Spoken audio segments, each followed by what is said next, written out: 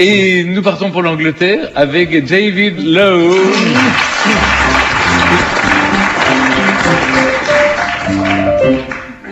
Hello, David. Oui, hello. Comme vous entendez avec la musique. Nous sommes en Allemagne, dans les années 20. Ah oui. Ah bon, je crois qu'on est en Angleterre. Un homme torturé peint un tableau par petites touches. Pinceau à la main, devant son chevalet.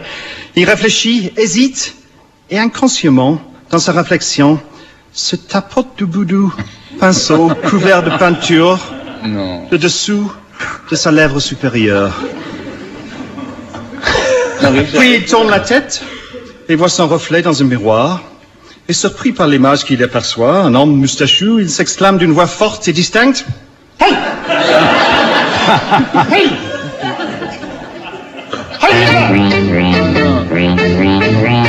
Eins, zwei, drei, 4, 5, 6. Wenn der Führer says, wer is the master race? Wer halt in der Führer's face? Not to love the Führer is a great disgrace. Wer halt in der Führer's face?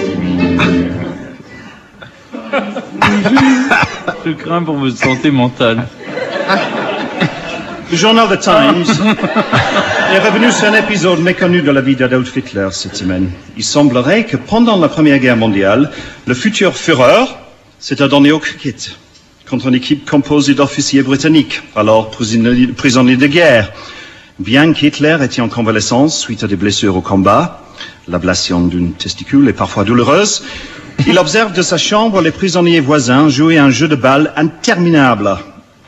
Déjà jouer avec une balle avait une certaine ironie pour notre héros. Oui.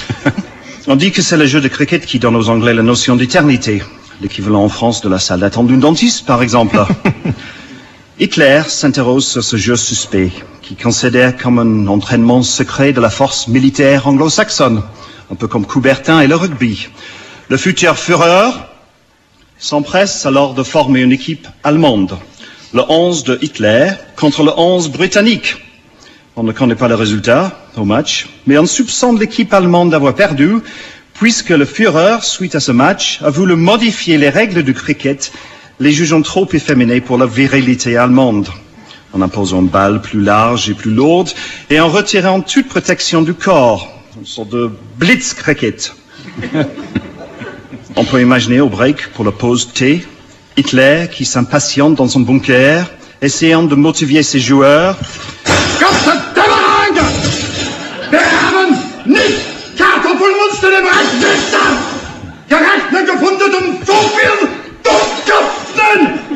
Regnet an Geschlechtern!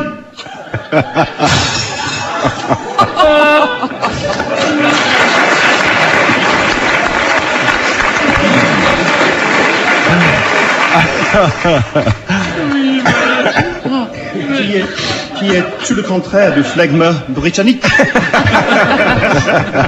Il a maltraité sa vaisselle. Parce qu'il vient avec sa vaisselle.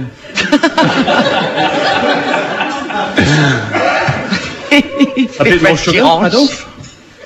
L'homme ne comprend pas la devise, n'est pas de gagner, mais de participer. Devise imposée à Leningrad quelques années plus tard. L'arme ultime des Britanniques contre les Allemands et surtout contre Hitler, c'est l'humour.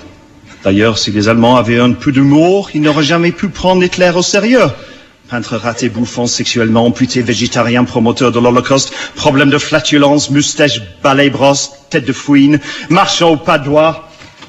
Rechts, links, rechts, links, rechts, links, links, rechts, rechts, links, rechts, ah, Scheiße!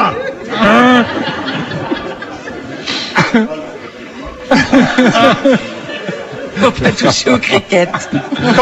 Quand Hitler était au pouvoir, c'était illégal en Allemagne de faire des blagues au sujet de sa personne ou le régime nazi en général. Mais interdire aux Allemands de faire des blagues, c'était comme interdire les Français de manger des petits pois à la menthe, ou interdire aux Esquimaux de prendre des bains chauds, ou interdire aux poissons de parler le grec, ou interdire aux hippopotames de danser le tango.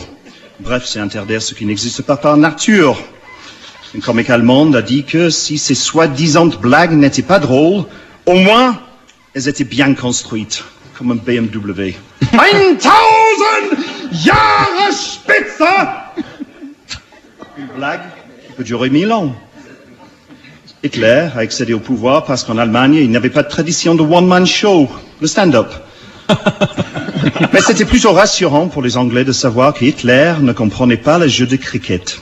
Comme si le fait qu'il était responsable de la mort de 6 millions de Juifs ne suffisait pas, son incapacité à accepter les règles de ce noble jeu a prouvé définitivement qu'il n'aurait jamais pu être un gentleman.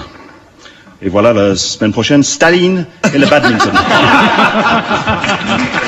C'était Don Hulot.